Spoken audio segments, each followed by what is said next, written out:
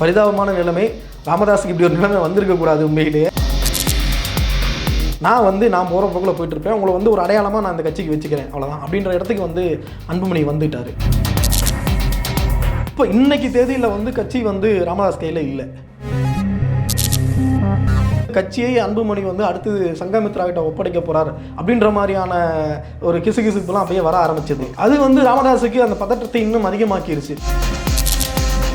ஏன்னா ராமதாஸ் இன்னைக்கு பேட்டி சொல்லும்போது கூட சொல்றாரு, தர்மபுரியில் நான் சௌமியாவை நிறுத்த வேண்டாம், வீட்டில் இருந்து யாரும் பெண்கள் யாரும் அரசியலுக்கு வர வேண்டாம்னு நான் திரும்ப திரும்ப சொன்னேன், என்னை மீறி தான் அவங்க தர்மபுரியில் சௌமியாவை நிறுத்தினாங்க அப்படின்ற ஒரு வாதத்தை வைக்கிறாரு. ஒரு ஆணாதிக்கவாதியாக நிரூபிக்க முயற்சி பண்ணுறாரா? நிச்சயமா ஆணாதிக்க சிந்தனை தான் அது. ராமதாஸுடைய ஒட்டுமொத்தமான அந்த ராமதாஸுடைய மூளைக்குள்ள இருந்த ஒட்டுமொத்த சமூக நீதி சிந்தனைகளையும் அழிச்சு ஒழிச்சிட்டு அன்புமணி வேற ஒரு பாதைக்கு இந்த கட்சி இழுத்துட்டு போறாரு. இன்னொன்று, ஒருவேளை ராமதாஸ் பொதுக்குழுவையே போட்டி போட்டு கூட்டினாலும் அந்த பொதுக்குழுக்கு எத்தனை பேர் வருவாங்கன்றது தெரியாது. மகன் அன்புமணியிடம் அப்பா ராமதாஸ் எதிர்பார்ப்பது என்ன? முகுந்தனுக்கு பதவி. அடுத்து முகுந்தனை கொண்டு வரும்போது அவரை தலைமை பொறுப்புக்கு ராமதாஸ் நகர்த்துறாரோ அப்படின்ற பயம் இந்த பக்கம் அன்புமணி வருது. திமுகவாக இருக்கட்டும், மற்ற திராவிட கட்சிகளாக இருக்கட்டும், அது எங்களை ஒரு சாதிய கட்சியாக அடையாளப்படுத்தி எங்களோட வளர்ச்சியை பிடிக்காமல் அப்படி பண்ணாங்க. 2011 தேர்தலே பாமக கிட்டத்தட்ட விழுந்துருச்சு. பொதுவாக வெளியில் வரக்கூடிய கருத்துக்கள் என்னவா இருக்குன்னா, அந்த பண பிரச்சனையால் மட்டும்தான் இவங்க 2 பேர் சண்டை போட்டுட்டு இருக்காங்க அப்படிங்கிறது ஒன்று இருக்குது. அது மட்டுமே காரணமா? இல்லை, ராமதாஸுக்கு இதுக்கு மேலே பெரிய பணம் பொருள் ஈட்டுற எண்ணம்லாம் இருக்கும்னு எனக்கு தோணலை. ஒருவேளை அன்புமணிக்கு இருக்கலாம். இது தேர்தல் அரசியல் எந்த விதமான தாக்கத்தை ஏற்படுத்துறாங்க? காடுவெட்டி குரு இறந்த பிறகும் கூட அந்த கட்சிக்குள்ள பெரிய சலசலப்புகள்லாம் வரல. கட்சி அவங்க கண்ட்ரோலில் தான் வச்சுருந்தாங்க. வன்னியர்கள் குறிப்பாக பாமகவுக்கு ஓட்டு போட்டாங்க. ஆனால் இப்போ அந்த கணக்கு மாறும்னு தான் எனக்கு தோணுது. வணக்கம் நண்பர்களே, இன்று நம்மோடு பத்திரிகையாளர் திரு பிரகாஷ். வணக்கம் பிரகாஷ். வணக்கம். சமீப காலமாக பார்த்துட்டு இருப்பீங்க, பாமகவில் இருக்கிற அந்த பிரச்சனைகள் தான் பூதகரமாக ஊடகம் வெளிச்சமிட்டு காட்டிட்டு அவங்க கட்சிகளையும் ஒரு பெரிய பிரச்சனையாகவே ஓடிட்டு இருக்குது. இப்படி இருக்கக்கூடிய ஒரு சூழலில் மகன் அன்புமணியிடம் அப்பா ராமதாஸ் எதிர்பார்ப்பது என்ன? முகுந்தனுக்கு பதவி. ஓகே, வேற எதையும் எதிர்பார்க்கறதா தெரியல. ஏன்னா இந்த பிரச்சனைகள் எல்லாமே அங்கிருந்து தொடங்கினதான். உண்மையிலேயே ராமதாஸ் ஒரு மிக மூத்த தலைவர், அரசியல் தலைவர். இன்னைக்கு இருக்கிற லீடர்ஸில் வயது அதிகமாக இருக்கிற ஒரு தலைவர் ராமதாஸ் தான். கலைஞர் மரணத்துக்கு பிறகு வேறு யாரும் பெரிய தலைவர்கள் இல்லை, ராமதாஸ் தான் இருக்கார். அப்படி இருக்கிற சூழலில் ராமதாஸ் வன்னியர் சங்கத்தை தொடங்கி எமர்ஜ் ஆனப்போ அவருக்கு என்ன அந்த மரியாதையும் ஒரு சமூக நீதி தளத்தில் ராமதாஸ் எப்படி உயர்ந்து வராரு அப்படின்ற ஒரு பார்வையும் இருந்ததோ, அது இன்றைக்கு முதுமையில் அவருக்கு இல்லை. அது கிட்டத்தட்ட உடஞ்சி சொக்கு நூறாகி சமூக நீதிக்கு எதிரானவர், சாதியவாதி அப்படின்ற முத்திரத்தையோடு ராமதாஸ் இன்னைக்கு அடையாளப்பட்டிருக்கார். எதன் அடிப்படையில் சொல்கிறீங்க? 2012 நடந்தது நமக்கு எல்லாருக்குமே தெரியும், நாயக்கன் கோட்டாய். அந்த விவகாரத்துக்கு பிறகு ராமதாஸ் மீதான அந்த பார்வை தோற்றம் தமிழ்நாட்டு மக்கள் மொத்தமாக மாற்றிருக்காங்க. அதற்கு பின்கு தானே, இல்லை அதுக்கு முன்னாடி இருந்துமே ஏதாவது ஒரு? இல்லை, அதற்கு முன்னாடி பெரிய அளவில் இல்லை. அதுக்கு முன்னாடி அதிகபட்சம் கூட்டணி மாறி இருக்கிறாரு. 96லேருந்து அதிகபட்சம் கூட்டணி மாறி இருக்கிறாரு. அதிமுக, திமுக அந்த மாதிரி கூட்டணி மாறி இருக்கிறத தவிர இப்படி ஒரு சாதி அரசியலை பாமக முன்னெடுக்குது, ஒரு சாதியை நஞ்சை விதைக்குது அப்படின்ற இடத்துக்கு ராமதாஸ் போகலை. அது திட்டமிட்டு எங்கள் மீது சுமத்தப்பட்ட பழி அப்படிங்கிறாங்களே. அதாவது இங்கே இருக்கக்கூடிய திமுகவாக இருக்கட்டும், மற்ற திராவிட கட்சிகளாக இருக்கட்டும், அது எங்களை ஒரு சாதிய கட்சியாக அடையாளப்படுத்தி எங்களோட வளர்ச்சியை பிடிக்காமல் அப்படி பண்ணாங்க அப்படிங்கிற ஒரு குற்றச்சாட்டு அவங்க வைக்கிறாங்க. இல்லை, அப்படி பண்ணியிருந்தா ஒருவேளை 2011 தேர்தலுக்கு முன்னாடி பண்ணியிருக்கலாம். 2011 தேர்தலுக்கு அது பயன்பட்டிருக்கும். ஆனால் 2012க்கு பிறகு 2014 தான் தேர்தல் நடந்தது. 2011 தேர்தலே பாமக கிட்டத்தட்ட விழுந்துருச்சு. பாமகவுடைய வெற்றிங்கிறது கிட்டத்தட்ட 4 சுருங்கிருச்சு. 2009 காலி ஆயிடுச்சு கட்சி, கிட்டத்தட்ட அங்கீகாரம் போயிடுச்சு. அதனால அவர்களை அப்படி சாதி முத்திரை குத்தி அழித்தொழிக்க வேண்டிய இடத்துல பாமக அன்னைக்கு இல்லை. ஒருவேளை அவர்கள் 2001 20 இடங்களை ஜெயிச்சாங்க, 2006 18 இடங்களை ஜெயிச்சாங்க. அந்த காலகட்டத்தில் ஒருவேளை அப்படி ஏதாவது நடந்திருந்தா கூட அப்படி ஒரு முயற்சின்னு நம்ம சொல்லலாம். பாமக விழுந்த பிறகுதான் இப்படி ஒரு கட்சியை வளர்த்துறதுக்கு என்ன வழின்னு பார்த்து அதுக்கேற்ற மாதிரி சாதியை நஞ்சை இந்த கட்சிக்குள்ளே ஊட்டுறாங்க. அது நாயக்கன் கொட்டாயில் பெரிய அளவில் வெடிக்குது. அதுக்கு பிறகு ராமதாஸே ஸ்டேட்மெண்ட்லாம் கொடுத்தாரு, எங்கள் பிள்ளைங்களை ஜீன்ஸ் பேண்ட்டும் கூலிங் கிளாஸும் போட்டுட்டு எங்கள் பிள்ளைகளை ஏமாற்றாங்க, காதல் பண்ணுறாங்க அப்படின்லாம் ராமதாஸே ஸ்டேட்மெண்ட்லாம் கொடுத்தாரு. அது அந்த 2012 சமயத்துலாம் கொடுத்தாரு. அப்போ அவர் கிட்டத்தட்ட கட்சி விழுந்துருச்சு, அதை காப்பாற்றுறதுக்கு என்ன வழின்னு யோசிச்சு தன்னுடைய மகன் கையில் பத்திரமா கொடுக்கறதுக்கு என்ன வழின்னு யோசிச்சாரு. அதுக்காக அந்த சாதியை நஞ்சை அவங்க கையில் தூக்குனாங்க. அது அவங்களுக்கு பயன்படலை. ஏற்கனவே விழுந்ததை விட அது இன்னும் முதல பாதாளத்துக்கு அவங்கள ஒருவேளை அந்த மக்களை ஒன்றிணைக்கிறதுக்கு உணர்ச்சி வசப்படுத்துறதுக்காக வேண்டி சாதியை இதை கையில் எடுத்தாங்களா? ஏன்னா இங்கே தமிழ்நாட்டில் உங்களுக்கு தெரியும் சாதியத்தை வச்சு நிறைய கட்சிகள் இயங்கிட்டு இருக்காங்க ஒரு அடையாளத்தோட. பொதுவாக வந்து அந்த கட்சியில் இருக்கலாம் இவ்வளோ ஒரு விமர்சனம் எதிர்மறையான கருத்துக்கள் முன்வைக்கப்படுறதில்ல. ஆனால் பாமக மேல் மட்டும் சாதிய கட்சி சாதிய கட்சி சாதிய கட்சி அப்படிங்கிற ஒரு கருத்து வைக்கிறதுக்கான காரணம் என்ன? நிச்சயமா இப்போ வரைக்கும் அவர்கள் அந்த சாதிய நஞ்சை விடலை அப்படிங்கிறத நம்ம பார்க்க முடியுது. ஏன்னா மாமல்லபுரத்தில் இப்போ ரீசெண்டாக நடந்த அந்த சித்திரை நாள் விழாவில் கூட வந்து அன்புமணி அங்கே கீழே இருக்க தொண்டர்களை பார்த்து ஆவேசமாக கேட்கிறார். அவர் ஒரு மருத்துவர், அவங்க அப்பாவும் ஒரு மருத்துவர், எப்படி வந்து ஒரு படித்து பண்பட்டவர்கள் தெரியும், எப்படி வந்து ஒரு உயிரினம் வந்து பிறக்குது அப்படிங்கிறதும் தெரியும். ஆனால் வந்து அந்த கூட்டத்தை நோக்கி சொல்றாரு, நாமெல்லாம் உலகத்திலேயே இந்தியாவிலே நமக்கு மட்டும்தான் நம்ம சாதிக்கு மட்டும்தான் புராணம் இருக்குது, நாமெல்லாம் வந்து அக்கினியிலிருந்து வந்தவர்கள் அப்படிங்கிறத அந்த கூட்டத்தை சொல்றாரு. ஒரு மற்றவங்க பேசலாம், ஏதாவது ஒன்று ஒரு பாஜகவில் இருக்கவங்களோ ஒரு ஆர்எஸ்எஸ்ல இருக்கவங்களோ இந்த கதையை வந்து சொல்லலாம். ஆனால் ஒரு மருத்துவர் இதை சொல்றாரு அப்படின்னா அவர் உண்மையிலேயே ஒரு மருத்துவராக இருக்க முடியுமா? சயின்டிஃபிக்காக அவங்களுக்கு நம்மளை விட அவங்களுக்கு கூட தெரியும்.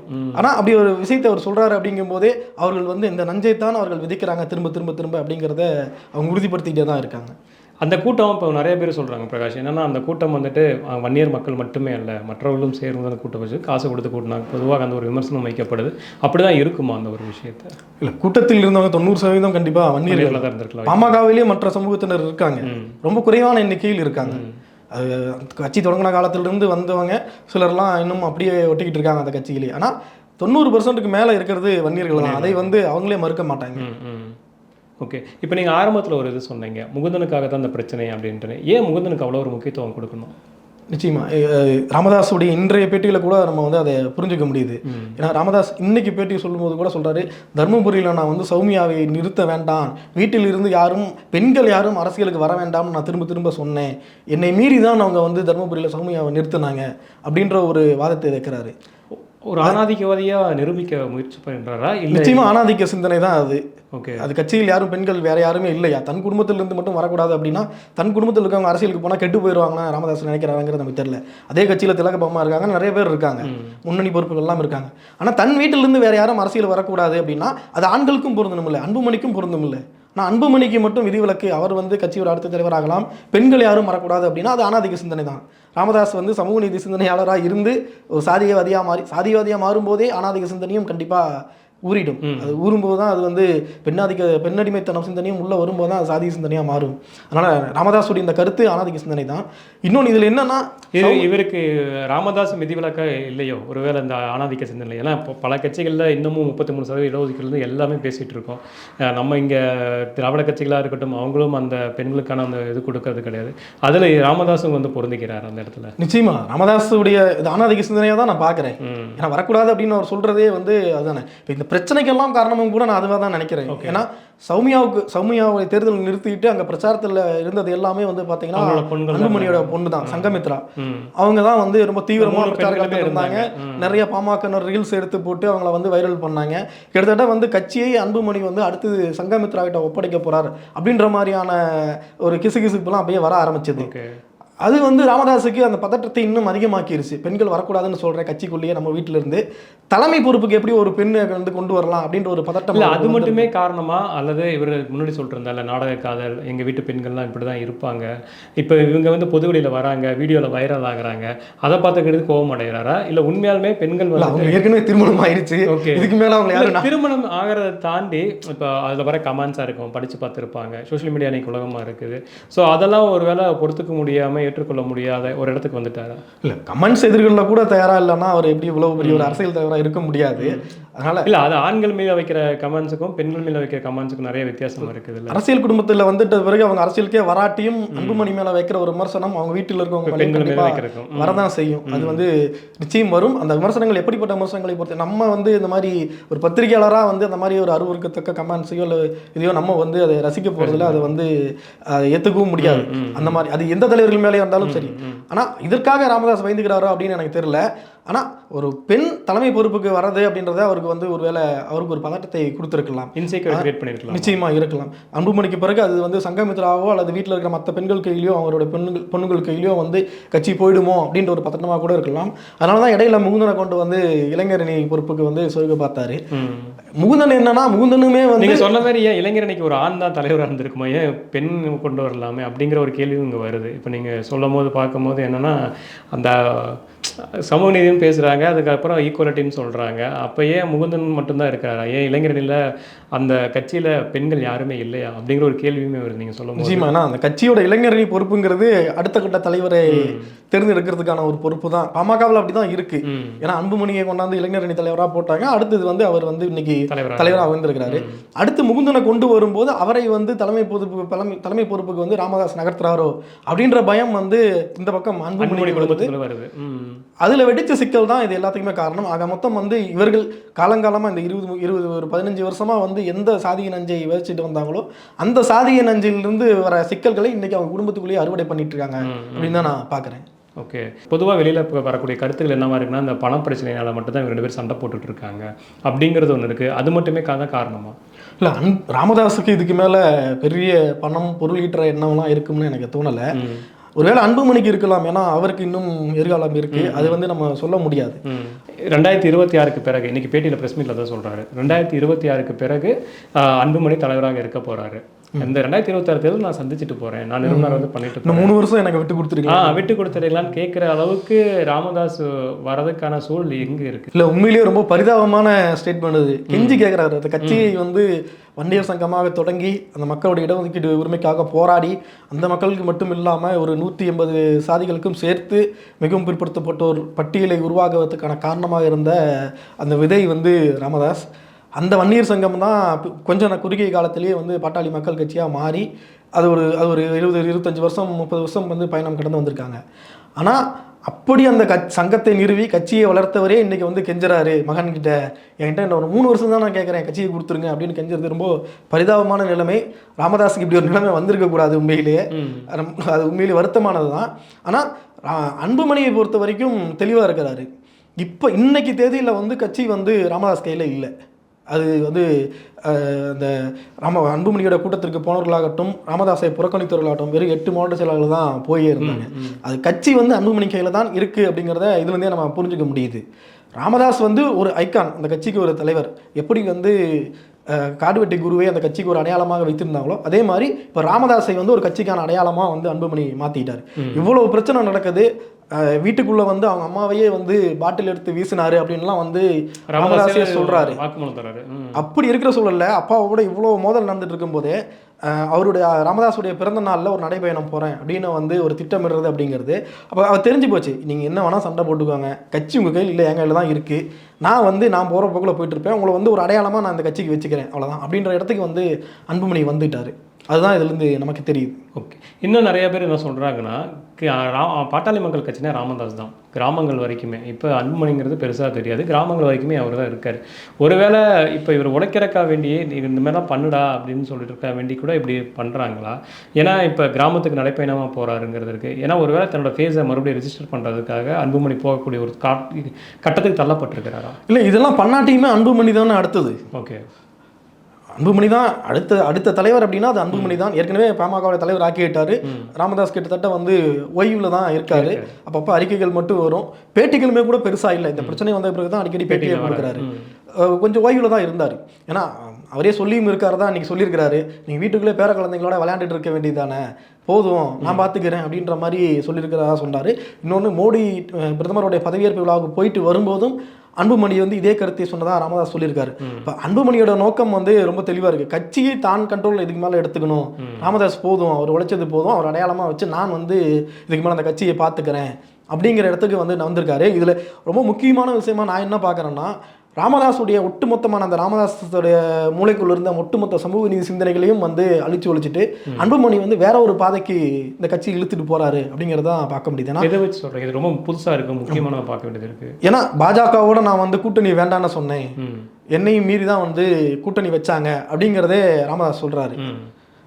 கிட்டத்தட்ட இந்த போன சட்டமன்ற தேர்தலுக்கே பார்த்தோம். 2024 நாடாளுமன்ற தேர்தல் சொல்றீங்களா, இல்லை அதுக்கு முன்னாடி சட்டமன்ற 2024 நாடாளுமன்ற தேர்தலுக்கே பார்த்தோம்.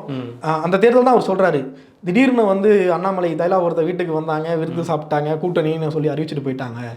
என்ன மீறி தான் அது நடந்தது அப்படிங்கிறத அவர் சொல்கிறாரு. அதான் புரிஞ்சுக்க முடியுது அதில். இப்போ இன்றைக்குமே கூட இந்த பிரச்சனையுமே பாருங்கள், இந்த பிரச்சனையில் யார் தலையிடுறாங்க அப்படின்னு பார்த்தா குருமூர்த்தியும் சைதை துரைசாமியும். சைதை துரைசாமி இதில் என்ன ரோல் பண்ணுறாருன்னு நமக்கு தெரியல, அவர் அதிமுககாரரு. ஆனால் குருமூர்த்தி எப்படிப்பட்டவர் அப்படிங்கிறது நமக்கு தெரியும். கடந்த காலங்களில் குருமூர்த்தி என்ன பண்ணியிருக்காரு அப்படிங்கிறது நமக்கு தெரியும். அதிமுகவில் இதே மாதிரி ஒரு உட்கட்சி பிரச்சனை வந்தப்ப குருமூர்த்தியோட தலையீடு தான் அதிமுக வந்து பிளவுபடுவதற்கு காரணமாக இருந்தது. ஓ பன்னீர்செல்வம் வந்து தர்ம யுத்தம் தொடங்குறதுக்கு காரணமாக இருந்தது அப்படிங்கிறத பின்னாடி சொன்னாங்க. ஆனால் பின்னாடி அதை வந்து ஓபிஎஸ்ஸுமே சொன்னாங்க. அப்போ அதே குருமூர்த்தி தான் இன்னைக்கு வந்து தைலாபுரத்துக்கும் போறாரு, போயிட்டு வெளியில வந்து சொல்றாரு, நாங்க வந்து பாமகவோட உட்கட்சி பிரச்சனை பத்திலாம் பேசல அப்படின்னு சொன்னாங்க, நண்பர்கள் அதனால வந்தாங்க அப்படின்றாரு. ஆனா இந்த இவ்வளவு பெரிய தீவிரமா பிரச்சனை நடந்திருக்க காலத்துல இவர் போறாரு அப்படிங்கிறப்ப நமக்கு எல்லாருக்குமே தெரியும். அதை வந்து அதுக்கு பிறகு ராமதாஸ் இங்க சென்னைக்கு வந்தார் 2 நாள், செய்திகள்லாம் கூட நம்ம பார்த்தோம். அவர் இல்லாமல் வெறும் காரை மட்டும் டிரைவரை வச்சு 2 நாள் வட்டம் அடிக்க வச்சாங்க அப்படின்னு எல்லாம் சொன்னாங்க. எடப்பாடி வந்து டெல்லியில் போயிட்டு ரூட் மாறி போனவரோ அதே மாதிரி இங்கே வெறுங்காரை ஓட விட்டு ராமதாஸ் வந்து ஒரு நாடகத்தை நடத்தினார். அப்போ அவங்க சொன்னது என்னன்னா, ஒரு நாள் வந்து பல் டாக்டரை பார்த்தேன், இன்னொரு நாள் கண் டாக்டரை பார்த்தேன்னாரு. ஆனால் அதே ராமதாஸ் இன்னைக்கு சொல்றாரு 2 முக்கிய புள்ளிகள் வந்து சந்திச்சாங்க, அவங்க யாருன்னு உங்களுக்கே தெரியும் அப்படின்னாரு. இந்த பிரச்சனைக்கு பிறகு சந்திச்ச முக்கிய புள்ளிகள் வந்து இவங்க தான். ஒன்று வந்து ஆடிட்டர் குருமூர்த்தி, இன்னொன்று சைதை துரைசாமி. இப்போ அவர் வந்து ஒத்துக்கிட்டாரு, இவங்க தான் வந்து பஞ்சாயத்து பண்ணாங்க, ஆனால் மேட்ச் டிராவில் முடிஞ்சிருச்சு அப்படிங்கிறதையும் சொல்லியிருக்கிறாரு. இந்த சூழல், இந்த நொடி வரைக்கும் அன்புமணி தான் வந்து அந்த கட்சிக்குள்ள இருக்காரு. ராமதாஸை வந்து ஒரு கண்ட்ரோல் பண்ணி தான் வச்சிருக்காங்க அப்படிங்கிறதான் பார்க்க முடியுது. இன்னொன்று, ஒருவேளை ராமதாஸ் வந்து பொதுக்குழுவையே போட்டி போட்டு கூட்டினாலும் அந்த பொதுக்குழுக்கு எத்தனை பேர் வருவாங்கன்றது தெரியாது. ஏன்னா ஏற்கனவே மாவட்ட செயலாளர் கூட்டத்துக்கே யாரும் வரல, 8 பேர் மட்டும்தான் வந்தாங்க. அது ஒன்று. இன்னொரு பக்கம் வந்து பொதுக்குழுவை கூட்டி அன்புமணியை வந்து செயல்தளவாக்குறேன் அப்படின்னு சொன்னாலும் அதையும் வந்து ஏற்றுக்குப்பாங்களா என்னங்கிறது தெரியல. நீக்க முடியாது, அதை அவரே வந்து இன்றைக்கே சொல்லிட்டாரு, நீக்கிறேன் நான் எங்கேயுமே சொல்லி அப்படின்ட்டாரு. ஒருவேளை போட்டி அன்புமணி வந்து ஒரு பொதுக்குழுவை கூட்டி ராமதாஸை வந்து ஏதாவது அவைத்தலைவர் மாதிரி ஒரு பொறுப்பை கொடுத்து உட்கார வச்சாதான் உண்டு. அதுதான் நடக்கும்னு நினைக்கிறேன். இது தேர்தல் அரசியல் எந்த விதமான தாக்கத்தை ஏற்படுத்தும் பிரகாஷ், இவங்களோட இந்த விஷயம்? தேர்தல் அரசியலை பொறுத்த வரைக்கும் பாமகவுக்குன்னு ஒரு ஓட் பேங்க் இருக்குது. ஆனால் அந்த ஓட் பேங்க் வந்து குறைஞ்சிக்கிட்டே தான் வருது. நமக்கே நல்லா தெரியும். முன்னாடியே சொன்ன மாதிரி வந்து 91 எலெக்ஷனில் பாமக முதல்ல போட்டிக்கிட்டப்ப 1 சீட்டு தான் ஜெயிச்சாங்க. கட்சி தொடங்கின புதுசு. அடுத்து 96 அந்த எண்ணிக்கை 4 ஆச்சு. 2001 அந்த எண்ணிக்கை 20 ஆச்சு. 2006 18, கிட்டத்தட்ட ஈக்குவலாக தான் இருந்தாங்க. அதுக்கு பிறகு 2011 பார்த்தா திரும்ப விழுந்தாங்க. 16 ஒன்றுமே இல்லை, மாற்றம் முன்னேற்றம் அன்புமணின்னு வந்து தனித்து நின்றாங்க, எங்கேயுமே ஜெயிக்கல. இப்போ 21 பார்த்தா திரும்ப 5, அது வந்து அலையன்ஸ் போனதால வந்தது அப்படின்னு தான் நான் நினைக்கிறேன். ஏன்னா பாமகவோட ஓட் பேங்க் வந்து கிட்டத்தட்ட தொடக்க காலத்தில் இருந்த மாதிரி 3.8% வந்து சுருங்கிருச்சு. அவங்களுடைய அந்த பாமகவோட வளர்ச்சி பார்த்தீங்கன்னா கிராஜுவலாக அதிகமாகிட்டே தான் வந்தது. 2011 2006 வரைக்குமே அதிகமாகிட்டே தான் வந்திருக்கு. ஆனால் அது வந்து 1991 காலகட்டத்துக்கு இப்போ சுருங்கிருச்சு 3.8. பிரச்சனைகள்லாம் இல்லாத காலகட்டத்திலேயே சுருங்கிருக்கு. அன்னைக்கு பிரச்சனைகள் இல்லாத காலகட்டம்னா அந்த கட்சிக்கு ஒரு சாதிய முத்திரை குத்தப்பட்டது. ஆனால் அதை தாண்டி கட்சிக்குள்ள பாமகக்குள்ள எந்த பிரச்சனைகளும் கிடையாது. காடுவெட்டி குரு இறந்த பிறகும் கூட வந்து அந்த கட்சிக்குள்ள பெரிய சலசலப்புகள்லாம் வரல. கட்சி அவங்க கண்ட்ரோலில் தான் வச்சிருந்தாங்க.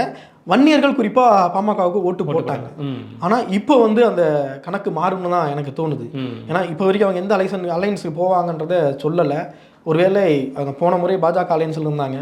அப்படிங்கிறப்ப அதிமுகவும் பாஜகவும் ஒன்றா நிற்குது. அப்படிங்கிறப்ப ஒருவேளை அந்த அலையன்ஸ்க்கே அவங்க போகிறதுக்கு தான் அதிக வாய்ப்புகள் இருக்குது. அப்படி போகும்போது அந்த கூட்டணியின் தாக்கத்தால் இதே மாதிரி ஒரு 4-5 இடம் வந்தால் தான் உண்டே தவிர தனித்து நின்றுலாம் அவர்கள் வந்து வெற்றி பெறதுக்கான சூழல் இருக்கிறதா எனக்கு தோணலை.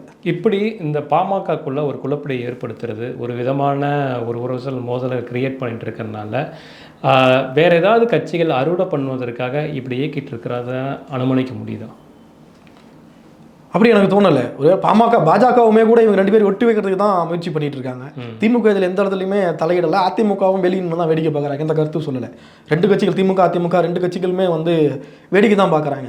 அதிமுகவை பொறுத்த வரைக்கும் இது வந்து அதிமுகவை பொறுத்த வரைக்கும் பாமகவோடைய இந்த மோதல்ங்கிறது அவங்களுக்கு தான் பலவீனம். ஒருவேளை அதிமுக கூட்டணிக்கு போகிறாங்க அப்படின்னா, ஏன்னா வட மாவட்டங்களில் மட்டும் இல்லை, சேலம் கள்ளக்குறிச்சி அந்த சைட்லையும் தருமபுரி வரைக்கும் வந்து அதிமுகவுடைய வெற்றி வாய்ப்பை உறுதி செய்யறதுக்கான ஒரு 10-20 தொகுதிகளிலாவது பாமக தேவைப்படும் அப்படின்ற சூழல் இருக்குது.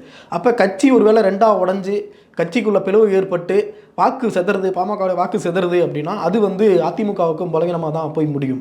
அதனால அதிமுக திமுக ரெண்டுமே அதிமுக மட்டும் அதிமுகவுக்கு சொல்கிறேன். அதிமுக அதனால விரும்பாது. ஓகே. திமுகவை பொறுத்த வரைக்கும் இது வந்து அவங்களுக்கு பலம் தான். அவங்க வந்து ஒருவேளை கட்சி விரிசல் ஏற்படுது, கூட்டணிக்கு திமுக கூட்டணிக்கு எப்படியும் இடம் இருக்காதுன்னு தான் நினைக்கிறேன். வாய்ப்பு இல்லை. ஏற்கனவே முதலமைச்சர் சொல்லிட்டாரு பாமகவுக்கு இடம் இல்லை அப்படின்னு. ஏன்னா பாமக ஒரு கட்சி உள்ள சேர்த்தா இங்க இருக்கிற இந்த ஏற்கனவே இவங்க 2019 ஒரு அலைன்ஸை வந்து கட்டி காப்பாத்திட்டு வராங்க. அந்த அலைன்ஸ்ல ஏதாவது சிக்கல் ஏற்படும். அதனால பாமக உள்ள வரதை நிச்சயம் வந்து திமுக தலைமை விரும்பாது. அதை ஏற்கனவே அவர் சொல்லிட்டாரு. அப்படி இருக்க சூழல்ல பாமக இந்த மாதிரியான ஒரு விரிசலுக்குள்ள போகுது அப்படின்னா அது திமுகவுக்கு பலம் தான். ஆனா திமுக தலைவர்கள் இது வரைக்கும் இதை பத்தி எந்த கருத்தும் சொன்னதா எனக்கு தெரியல. ஓகே, தொடர்ந்து உரையாடுவோம் பிரகாஷ். எதிர்காலம் என்ன இருக்குன்னு பார்ப்போம். நன்றி, வணக்கம். நன்றி.